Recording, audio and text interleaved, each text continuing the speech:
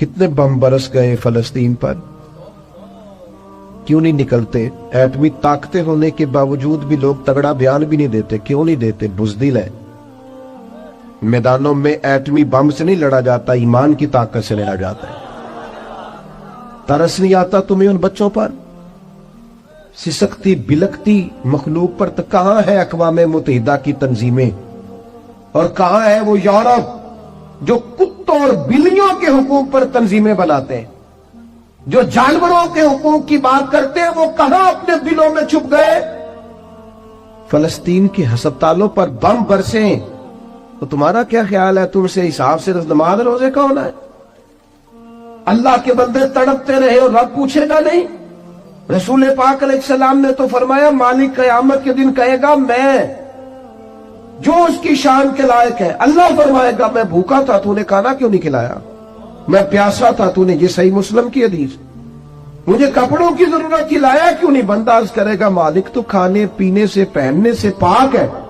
رب فرمائے گا وہ جو تیرے پڑوس میں بندہ بھوکا تھا تو بندہ تو میرا ہی تھا نا، وہ جو پیاسا تڑپ رہا تھا تو میرا ہی تھا نا.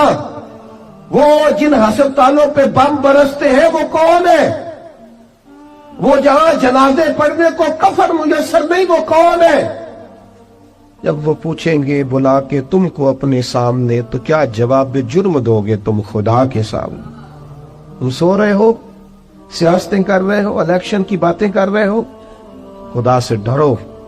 ایک بات بڑی ضروری ہے، وہ میں نے آپ سے ضرور کرنی ہے. ایک آیت ہے قرآن پاک کی سورت بقرہ پہلا سپارہ آیت نمبر 120. اللہ تعالیٰ نے ایک حد بیان کر دی. فرمایا وَلَن تَرْضَىٰ عَنْكَ الْيَهُودُ وَلَا النَّصَارَىٰ حَتَّىٰ تَتَّبِعَ مِلَّتَهُمْ. فرمایا یہ یہودی اور عیسائی تم سے ہرگز راضی نہیں ہوں گے. یہ قرآن ہے اور سادہ ترجمہ تفسیر کی بھی ضرورت نہیں. یہ معاہدے کر لیں، محبت کے وعدے کر لیں، یہ تم سے راضی نہیں ہوں گے. کب راضی ہوں گے؟ حتی تتبع ملتہم، یہاں تک کہ تم ان کے دین کی پیروی کرنے لگ جاؤ. میرا جب پہلی دفعہ پاسپورٹ بنا تو میں نے سارا پڑھا، کتابیں پڑھنے کا شوق تھا شروع سے. اس کے ہر صفحے پہ لکھا ہے کہ سوائے اسرائیل کے. یعنی آپ پوری دنیا میں یہ سبز ہلالی پاسپورٹ لے کے جا سکتے ہیں، خبردار اسرائیل آپ یہ پاسپورٹ لے کے نہیں جا سکتے. یعنی اتنی نفرت کسی ملک سے کہ اس پر لکھ کے چھاپ دیا ہر صفحے پر کہ یہ پاسپورٹ سوائے اسرائیل کے ہر ملک کے لیے کارآمد ہے. میرا سوال ہے عرب کے ان لیڈروں سے جنہوں نے اسرائیل کے ساتھ معاہدہ کیا، مجھے بتاؤ تمہیں فلسطین کی بیٹیاں بھول گئی نا ساری کی ساری؟ تمہیں وہ ماں بھول گئی نا جو مسجد اقصیٰ کے دروازے پہ کھڑی ہو کے چیخیں مارتی تھی اور کہتی تھی کوئی علی کو خبر کرو کہ میری بچیاں قید میں ہیں؟ وہ بھول گئی؟ تمہیں وہ بہن بھول گئی نا جس پر شراب کی بوتل انڈیڑتے تھے اسرائیل کے فوجی؟ وہ آپ کو ابھی بھی ویڈیو مل جائے گی. وہ انڈیلتے تھے شراب کی بوتل، اسے پکڑتے تھے، دست درازی کرتے تھے، اور وہ بیٹی کہتی تھی یا رحمت للعالم. بھول گیا تمہیں وہ سارا کچھ؟ تم نے 1 منٹ لگایا اور تم معاہدہ کس سے کروا رہے ہو؟ امریکہ کے صدر سے. اتنا ظلم کیا تم نے، اتنا قاتل کے ساتھ معاہدہ. کیا سمجھتے ہو فلسطین والوں کا کوئی والی وارث نہیں؟ سنو، میرے رسول کریم صلی اللہ علیہ وسلم نے فرمایا میرا کوئی مالدار امتی دنیا سے چلا جائے، پیسے جائیدادیں چھوڑ کے جائے تو اس کی اولاد میں بانٹ دینا، لیکن اگر اس کے ذمہ قرضہ ہو تو میرے پاس آ جانا، میں اپنے امتی کا قرض ادا کروں گا. جس کا کوئی وارث نہیں ہوتا مدینے والا اس کا وارث ہوتا ہے. میں قرض دوں گا اپنے امتی کا. کیا سمجھتے ہو فلسطینی لاوارث ہے؟ صبح قیامت نبی پاک تم سے سوال کریں گے. تمہیں اللہ کے حضور حاضری دینی ہے. کیوں نہیں صلح کرتا اسرائیل فلسطین کے ساتھ؟ لبنان کے ساتھ دوستی کیوں نہیں کرتا؟ شام سارا کٹ گیا اسرائیل کی وجہ سے. آج تمہیں خیال آیا ان کے ساتھ معاہدہ کرنے کا؟ ہمیں سبق پڑھاتے ہو، خدا سے ڈرو. اور پھر اقبال کہتے ہیں مسلمانوں سے مایوس نہ ہونا، حکمرانوں سے زیادہ امیدیں بھی نہ لگانا. وہ جو چھوٹے چھوٹے لوگ نکلے تھے نا صحرا سے، بظاہر غریب تھے، بظاہر ان کے پاس مال نہیں تھا، وہ خالد بن ولید جیسے، وہ سعد بن ابی وقاص جیسے، بظاہر ان کے پاس زیادہ اسلحہ نہیں تھا. اقبال کہنے لگے مایوس نہ ہونا، یہ نہیں کہنا بن کچھ نہیں سکتا. فرمانے لگے رات میں نے سنا ہے فرشتے آپس میں باتیں کر رہے. واہ اقبال، تیرا بھی انداز کتنا نرالا ہے. کہنے لگے رات فرشتے آپس میں باتیں کر رہے تھے، میں نے سن لی ہیں. بھلا وہ کیا کہہ رہے تھے؟ یہ سارے لوگ نا خالد بن ولید، سعد بن ابی وقاص، یہ صحرا کے رہنے والے تھے، اور اس وقت کی سب سے سپر پاور روما کہلاتی تھی. الٹ پلٹ کے رکھ دی ساری رومی سلطنت. تو اقبال کہنے لگے رات فرشتے آپس میں باتیں کر رہے تھے کہ سنا ہے پاکستان کے، ہندوستان کے مسلمان جوان مایوس ہو گئے، کہنے لگا نہ مایوس ہونا، نکل کے صحرا سے، جس نے روما کی سلطنت کو الٹ دیا تھا، نکل کے صحرا سے۔ گرمی دیکھو اس شیر کی، ولولہ دیکھو اس مرد کا جو مصور پاکستان ہے، نکل کے صحرا سے جس نے روما کی سلطنت کو الٹ دیا تھا، سنا ہے میں نے یہ قدسیوں سے، وہ شیر پھر ہوشیار ہوگا۔ وہ کل باتیں کر رہے تھے کہ بہت سارے ان میں سے پھر جاگ گئے اور بڑی جلدی وہ بلاک بنائیں گے۔ سنا ہے میں نے یہ قدسیوں سے کہ وہ شیر پھر ہوشیار ہوگا، وہ آئے گا میدان میں، نکلے گا، اور انشاءاللہ یہی چراغ جلے گا تو روشنی ہوگی۔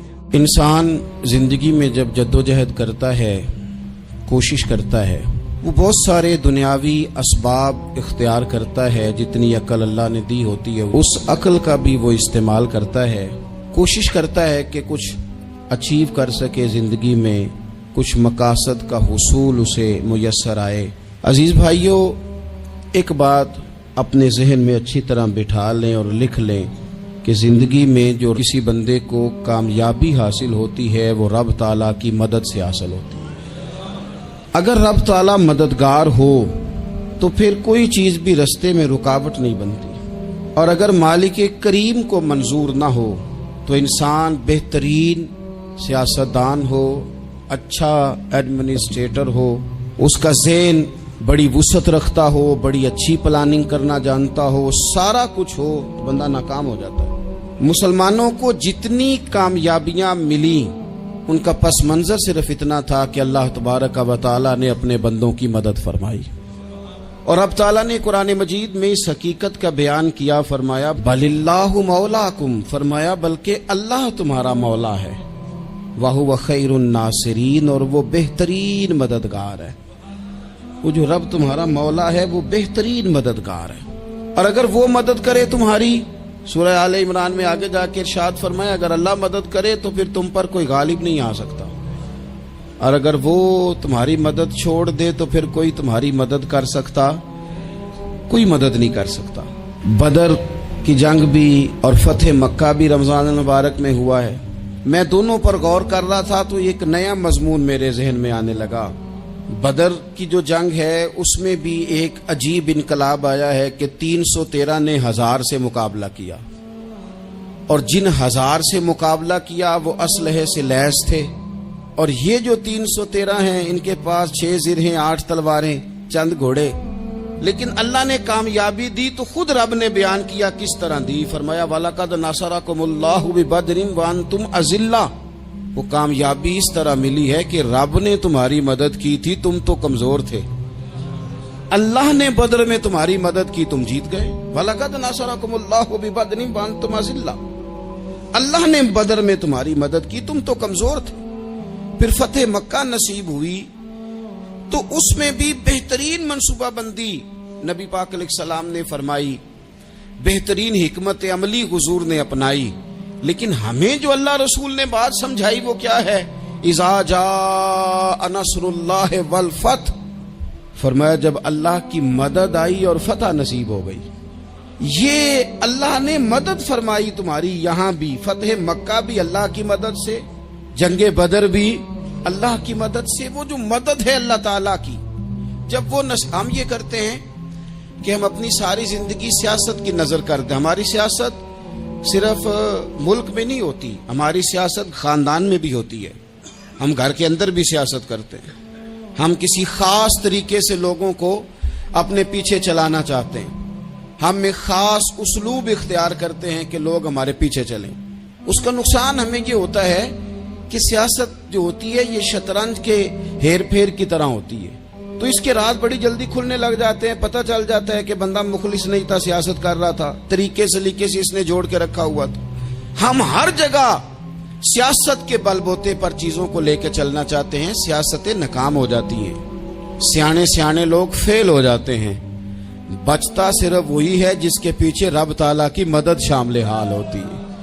اپنی زندگی کے اندر ہم جو کچھ بھی کر رہے ہیں، جس شعبے سے بھی ہمارا تعلق ہے، آج ہم نے اس بات پہ غور کرنا ہے کہ پہلے تو یہ غور کر لیں کہ جو کام ہم کر رہے ہیں کیا وہ کام ایسا ہے کہ اس میں اللہ کی مدد ہمیں ملے گی؟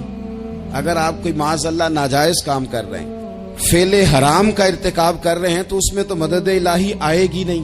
पहले तो ये देखें जो कर रहे हैं वो काम मदद इलाही वाला है, और अगर अल्लाह ताला की मदद वाला वो काम है फिर उस पर गौर करें कि क्या हमने मालिक से मदद का सवाल किया है, हमें मदद मुयस्सर आ रही है। वो मैंने बुजुर्गों से एक बात सुनी थी, वो बड़ी याद रह गई। वो फरमाया करते थे काबिलियत भी बड़ी चीज है लेकिन कबूलियत सबसे बड़ी चीज है। काबिल होना भी बड़ी बात है लेकिन ज्यादा बड़ी बात यह है कि उसकी बारगाह में कबूल भी है कि नहीं। अपनी जिंदगी में अल्लाह की मदद की तरफ बढ़े, मालिक की मदद का हुसूल इख्तियार करने की कोशिश करें, अल्लाह के साथ अपने आप को जोड़े। अगर अल्लाह की मदद नसीब हो, ये जो हम जितना डरते रहते हैं, सहमे रहते हैं, परेशान रहते हैं कोई क्या कर देगा, हमारे यहाँ ना हर शोबे में माज़अल्लाह एक माफिया है, इल्ला माशाअल्लाह। वो माफिया कहता है मेरे साथ मिलोगे तो मैं चलने दूंगा वरना मैं नहीं चलने दूंगा, मार्केट में आ ही नहीं सकता फलाना बंदा क्योंकि यहाँ हमारा कब्जा है। और मेरे भाई फिर बहुत सारे लोग जिनकी नीयतें और इरादे बड़े अच्छे होते हैं शुरू में, वो भी उस माफिया का शिकार हो जाते हैं और उनके रंग में रंग जाते हैं। याद रखना, किसी शख्स की ब्लैकमेलिंग का कभी शिकार ना होना, कभी किसी की मीठी और मुसज्जा मुकफ़ा बातों का शिकार ना होना। कोई क्या कर सकता है अगर अल्लाह मददगार हो तो। जिसको रब करीम उठाना चाहे उसे कोई गिरा सकता है। हम ये डरे डरे सहमे परेशान फैसला करने की ताकत नहीं, मुझे चलना चाहिए कि नहीं, उठना चाहिए कि नहीं, करना चाहिए। उठ बांध कमर क्यों डरता है, फिर देखो खुदा क्या करता है। हजरत अब्दुल्ला इब्ने अब्बास फरमाते हैं मेरे नबी पाक अलैहिस्सलाम ने मेरी तरबियत फरमाई, हुजूर ने मेरी तरबियत फरमाई, और महबूब पाक अलैहिस्सलाम ने फरमाया अब्दुल्ला याद रखना, ये नौजवान दोस्त मेरी बात लिख लें, परेशान लोग मेरी बात लिख लें, जिनके पास कुव्वत फैसला नहीं वो इस बात को लिख लें। हजरत अब्दुल्ला इब्ने अब्बास फरमाते हैं मेरे नबी पाक अलैहिस्सलाम ने मुझसे फरमाया था अब्दुल्ला सुन, अगर सारी दुनिया मिल के तेरा कोई नफा करना चाहे कर नहीं सकती जब तक मेरे रब की रजा ना हो। और फरमाया सारी दुनिया मिल के तेरा कुछ बिगाड़ना चाहे तो अब्दुल्ला बिगाड़ नहीं सकती जब तक रब करीम की हिकमत का तकाजा ना हो। लोगों से डरना, लोगों की तरफ देखना, माहौल देख के अपने राह का तयन करना, हर बंदे के ख्यालात के मुताबिक ढलने की कोशिश करना, फलाना ना नाराज हो जाए, फलाना ना नाराज हो जाए, वो जिसने होना हो जाए, बस रब रसूल नाराज ना हो। अपनी जिंदगी में अपने मालिक को मौला जान के, बलिल्लाहु मौलाकुम, अल्लाह तुम्हारा मौला है, वहुवा खैरुन नासिरीन, वो बेहतरीन मददगार है। तवज्जो जब भी करें रब की जानिब करें, अपने दिल का किबला दुरुस्त रखें, सोचों के जाविये सीधे रखें। मेरे भाई मालिक जब बंदोबस्त कर दे ना, जब मालिक बंदोबस्त कर दे फिर ऐसा बंदोबस्त करता है कि लोगों के पास ना चारा नहीं रहता। हजरत मरियम रज़ियल्लाहु ताला अन्हा पाकबाज थी, मस्जिद में रही थी, पर मालिक की हिकमत के तकाजे बड़े अजीब है ना। फिर जनाब मरियम को अल्लाह ताला ने बगैर शौहर के औलाद अता कर दी। ये बात ही ऐसी थी, वो किसी ने कहा था कि मखलूक तो फनकार है इस दर्जा के पल भर में, संगे दरे काबा से भी असनाम तराशे, तुम कौन हो क्या चीज है दागे कबाबी। लोगों ने तो मरियम पे भी इल्जाम तराशे। तो लोगों ने कहा किधर से ले आई बच्चा, तेरा बाप तो ऐसा नहीं था, कहां से ले आई। अल्लाह करे मैं आपको समझा सकूं, जरा अपने आप को वहां खड़ा करें कि एक पाक बाज औरत, पाक बाप की बेटी, तैयब मां की बेटी, और अल्लाह के घर में परवरिश पाने वाली खातून, एक वो वक्त और एक ये वक्त कि उस औरत को कटहरे में खड़ा करके पूछा जा रहा है कि माज़अल्लाह तेरी गोद में बच्चा जायज नहीं है, कहां से लाई है। अब खुद से सफाइयां बंदा कितनी को दे, कितनी को वजाहतें करे।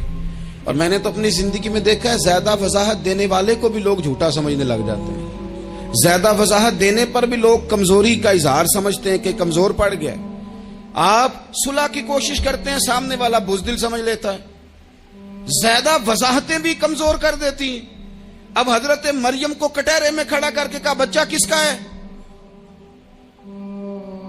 تو پھر خدا بندوبست جب کرے، اللہ جب مددگار ہو، تو پھر حضرت مریم کی گواہی درختوں سے نہیں دلوائی، اس نے پتوں سے نہیں دلوائی، پھر فرشتے نہیں بھیجے۔ حضرت مریم کہنے لگی مجھ سے نہ پوچھو، وہ جو پنگوڑے میں ہے اسی سے پوچھ لو، ان سے پوچھو نا، وہ کون ہے پوچھ لو، ان سے کر لو سوال۔ انہوں نے کہا پنگوڑے میں چند دنوں کا بچہ یہ جواب دے گا؟ مددگار تھا رب، ان کی برات کا اعلان کرنا تھا مالک نے، اور جب مالک اعلان کر دے، جب مالک تیری صفائی دینا چاہے، جب مالک تجھے دنیا کے سامنے نکھارنا چاہے، تو پنگوڑے میں لیٹے حضرت عیسیٰ بول کے کہنے لگے انی عبداللہ آتانی الکتاب، فرمایا میں اللہ کا بندہ ہوں، رب نے مجھے کتاب عطا کر کے نبی بنا کے دنیا میں بھیجا ہے، میں اللہ کا بندہ ہوں، کتاب لے کے آیا ہوں، نبی بن کے آیا ہوں۔ پھر پنگوڑے سے اعلان ہو گیا، پھر بچہ بول پڑا، اور یہ ایک دفعہ نہیں بات ہوئی، یہ بنی اسرائیل میں ایک جریج نام کے شخص بھی تھے جو نماز پڑھ رہے تھے، بعض نے لکھا ہے نفل نماز تھی، اماں نے پکارا تو آئے نہیں، تو ماں کے منہ سے نکل گیا تو اتنی دیر تک مرے گا نہیں جب تک کسی بے حیا عورت کا منہ نہ دیکھ لے۔ تو وہ عبادت گزار تھے، لیکن لوگوں نے ان کی عبادت، ریاضت، پرہیزگاری کو نہیں دیکھا، بس ایک عورت کو بھیج کے الزام لگوا دیا۔ وہ عورت آیا جایا کرتی تھی، اب آ جاتی ہیں عورتیں، مسئلہ پوچھنے کی نیت سے بھی آ جاتی ہیں۔ ماحول میں کچھ جگہ ایسی بھی ہیں جہاں عورتیں دم کرانے کے بہانے آ جاتی ہیں۔ وہ خاتون آتی جاتی تھی اس خانقاہ پہ، آستانے پہ، یہ بخاری میں موجود ہے، پھر اس نے کہا میری گود میں جو بچہ ہے یہ انہی کا ہے۔ مجھے بتائیں کیسے بندہ وضاحت دے؟ حالات خراب ہو گئے، لوگ کٹیا جلانے لگے، ماحول اور طرح کا بن گیا۔ میرے نبی پاک علیہ الصلوۃ والسلام فرماتے ہیں پھر اس رب کے بندے نے کہا مالک تو کریم ہے، تیری مشیت کا تقاضا آیا جو میری ماں نے جملے بولے تھے، پر اب میں وضاحت دینے کے قابل نہیں رہا، اب تو ہی کرم کرے گا تو دروازہ کھلے گا۔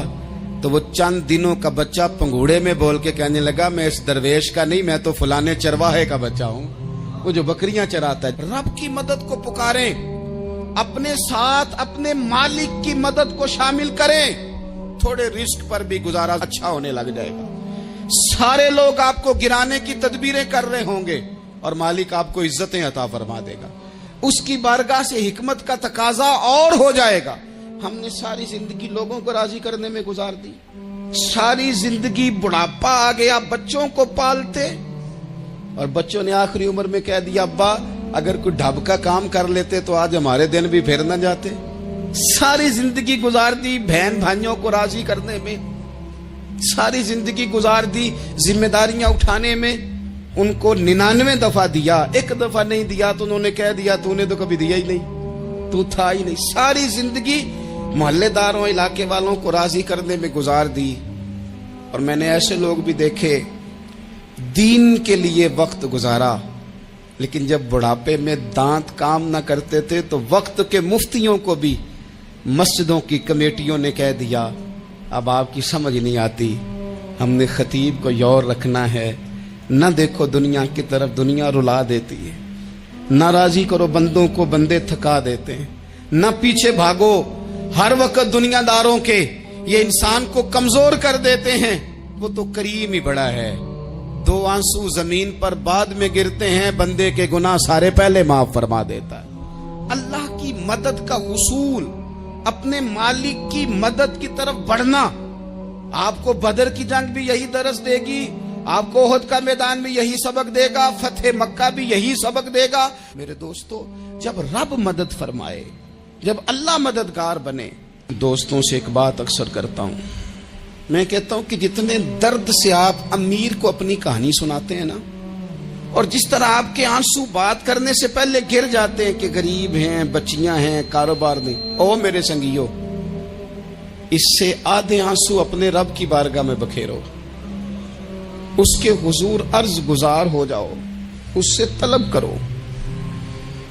ایک وقت انسان پر زندگی میں ایسا آتا ہے کہ اسے یوں محسوس ہوتا ہے کہ میرا سایہ بھی ذرا سا پیچھے ہٹ گیا ہے، اسے یوں لگتا ہے کہ میں کسی سہارے پہ ہاتھ ڈالتا ہوں تو وہ بھاگ جاتا ہے مجھ سے، لیکن مالک کی بارگاہ ایسی عظیم بارگاہ ہے، رب رسول کے آستانے اتنے بڑے ہیں کہ آپ جب وہاں کشکول طلب دراز کرتے ہیں تو جھولی پھیلانے میں دیر لگتی ہے، ان کو بھرنے میں تو کوئی دیر نہیں لگتی۔ ہم نے اپنا سوچ کا قبلہ ہی دنیا کو بنا لیا ہے۔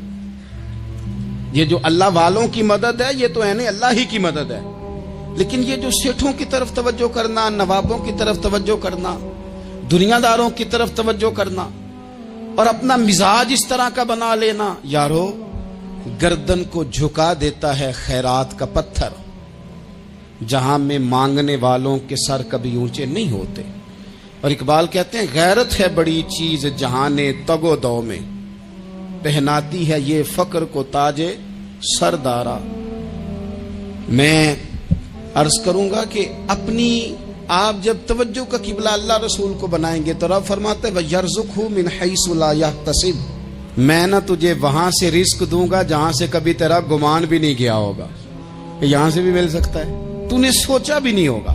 بخاری شریف میں حدیث ہے، حضرت جابر ابن عبداللہ فرماتے ہیں نبی پاک صلی اللہ علیہ وسلم نے 300 لوگوں کا ایک لشکر روانہ کیا کسی مہم کے لیے، کسی جہاد کے لیے۔ حضرت ابو عبیدہ بن جراح رضی اللہ تعالیٰ عنہ امیر لشکر تھے۔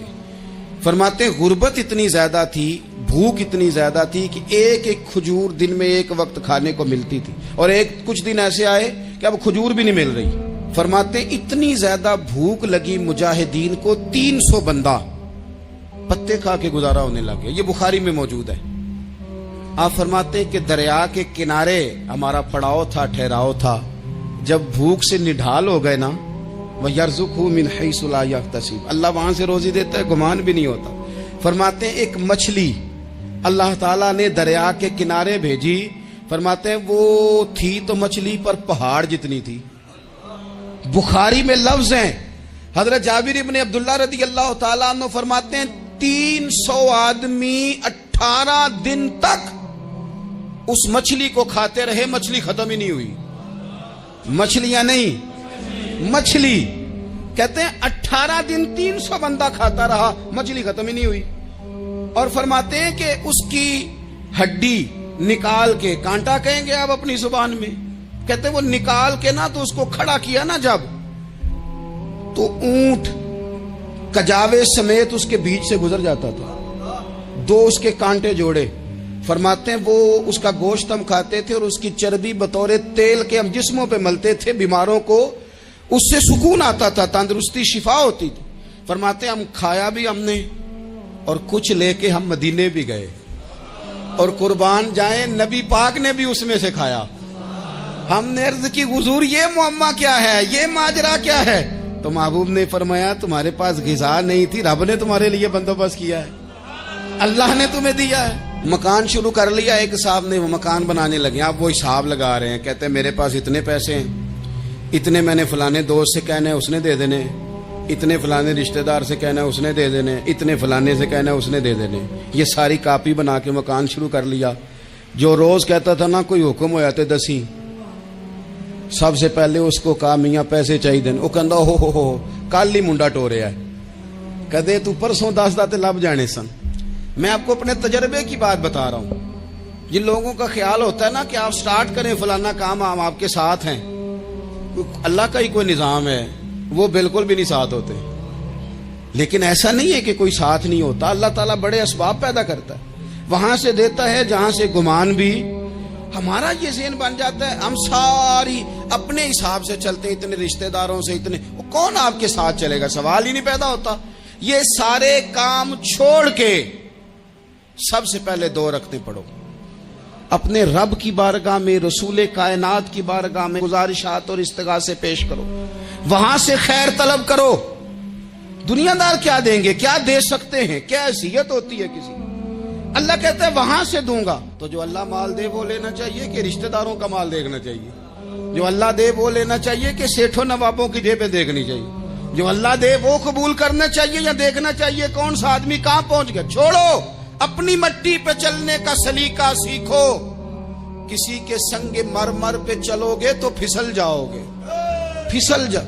اس پر ایک اور بات عرض کر دوں صحیح بخاری سے، مسلم سے۔ ایک اور بات، کچھ چیزیں ایسی ہیں جن سے اللہ کی مدد آتی ہے، مدد ملتی ہے۔ ایک چیز ان میں سے ایسی ہے جس سے بہت مدد نازل ہوتی، وہ ہے کہ جب رب آپ کو دے نا تو پھر آپ بھی اس کے رستے میں دیں، پھر مدد آتی ہے، پھر اور آتا ہے۔ بخاری مسلم میں حدیث ہے، یہ زیادہ ہی توجہ طلب امر ہے، اس پر آپ غور کریں گے۔ حضرت ابو ہریرہ فرماتے ہیں کہ نبی پاک علیہ السلام نے فرمایا، ایک شخص نے بادلوں کے اندر سے آواز سنی کہ فلاں آدمی کا کھیت اور باغ خشک ہو گیا ہے، وہاں برسو اور اس کے کھیت کو سیراب کرو۔ وہ بڑا حیران ہوا کہ بادل سے آواز آ رہی۔ پھر اس نے دیکھا کہ ایک پہاڑی پر بارش ہوئی، وہ بادل وہاں برسا، پھر نالیوں سے ہوتا ہوا پانی ایک طرف چلا، تو جس نے آواز سنی تھی، حضور بیان کر رہے ہیں، وہ بھی پیچھے پیچھے چلا کہ پانی کدھر جا رہا ہے۔ اس نے جا کے دیکھا کہ ایک مقام پہ ایک باغ کو وہ پانی لگ رہا ہے اور ایک آدمی وہ پانی لگا رہا ہے۔ اس نے اس سے پوچھا تیرا نام کیا ہے؟ اس نے کہا کیوں؟ کہنے لگا بتا نا۔ اس نے نام بتایا تو کہنے لگا یہی تو وہ نام ہے جو میں نے بادلوں کے اندر سے سنا ہے کہ فلاں کے کھیت کو پانی دے دو۔ اس نے کہا یار تو کیا عمل کرتا ہے کہ اسپیشل تیرے لیے بارش برسے؟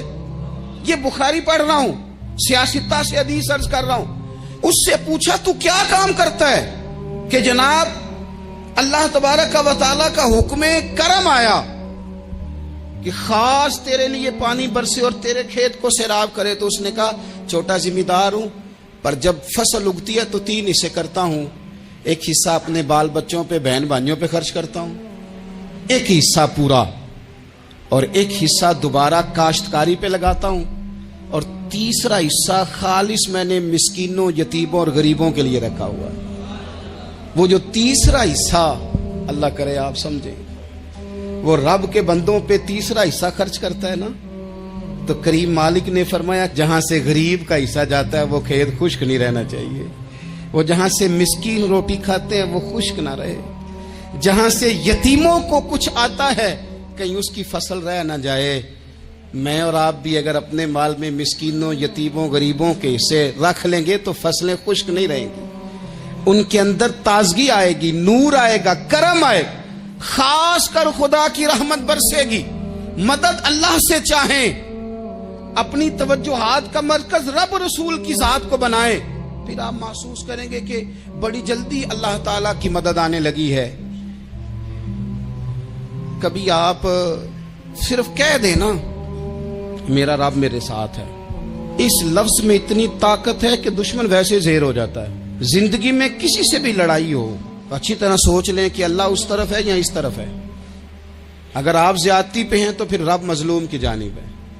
اگر اللہ کی مدد آپ کے ساتھ ہے تو دنیا کی کوئی طاقت آپ کو گرا نہیں سکتی، اور اگر آپ مظلوم کے مقابلے میں ظالم بن کے آپ کھڑے ہو گئے ہیں اور آپ نے رویہ وہ اختیار کیا ہے کہ جس میں مدد نہیں آئے گی، تو پھر یاد رکھ لیں کہ آپ کوئی بھی ہیں، کہاں بھی ہیں، آپ کمزور ہیں۔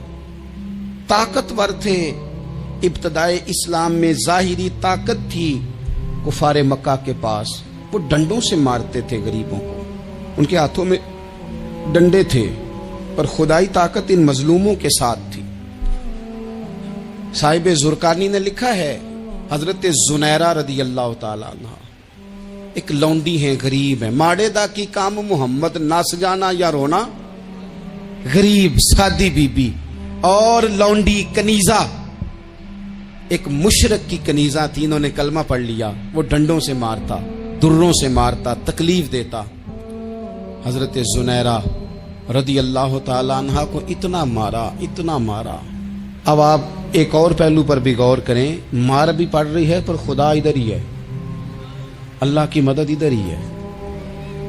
رب کہتا ہے کہ پہلے تو صبر کرنا، ان اللہ مع الصابرین، تو صبر کرے گا تو پھر رب کی معیت ملے گی، ذرا ٹھہرنا، تو تھوڑا ڈٹنا۔ ان الذین قالوا ربنا اللہ ثم استقاموا تتنزل علیہم الملائکہ، تو کہے اللہ میرا رب ہے، پھر تو پہلے ڈٹ، پہلے تو نے ڈٹنا ہے۔ ثم استقاموا، جو ڈٹ گیا، تتنزل علیہم الملائکہ، ڈٹنے والے کے لیے مدد آتی، پہلے تھوڑا ٹھہرنا پڑتا ہے، پہلے تھوڑا صبر کرنا پڑتا ہے، حوصلہ کرنا پڑتا، اس کے بعد مدد آتی۔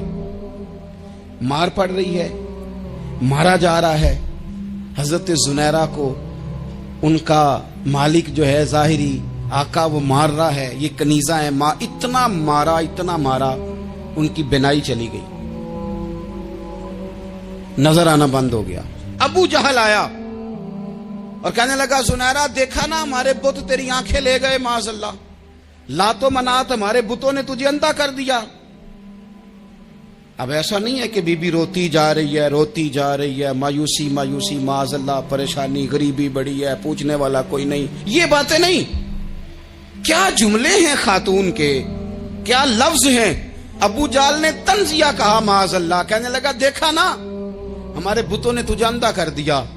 तो जनाबे ज़ुनैरा आंखों की बिनाई गई है, रात को गई है, दुख अभी ताजा है, लेकिन अल्लाह पे जो तवक्कुल है, अपने मालिक से जो रिश्ता है, वो इतना मजबूत है, इतना ताकतवर है, उसमें इतनी गहराई है कि हजरत ज़ुनैरा बोल के ना इतनी कुव्वत से बोली, इतनी ताकत से बोली कि पूरे कुफर पर लर्जा तारी हो गया। फरमाने लगी, तुम्हारे पुतों की क्या औकात है कि मेरी बिनाई ले जाएं, ये मेरी रब की हिकमत का तकाजा है। जब तक उसने चाहा ज़ुनैरा देखती रही, और जब उसने चाहा ज़ुनैरा की आंखों की बिनाई चली गई, और अगर वो चाहेगा ना तो बिनाई वापस भी कर देगा। अगर हो ज़ौक़े यकीन पैदा तो कट जाती हैं जंजीरें, अगर वो चाहेगा तो बिनाई आ भी जाएगी। हजरत ज़ुनैरा ने रात को ये लफ्ज कहे, अबू जाल और सारे कुफ्फार डर के सुन के चले गए। आप इत्मीनान से आके बिस्तर पे सोई। जब सवेरे उठी तो अल्लाह ने आंखों की रोशनी वापस कर दी थी। आंखों की अब छड़ी पकड़ी है, बाजारों में घूमती है, कहती हैं बुलाओ किधर है तुम्हारे नातो मनात, देखो मेरे रब ने रोशनी वापस कर दी। आकर मेरे साथ इधर आ, सितमगर हुनर आजमाए, तू तीर आजमा हम जिगर आजमाए।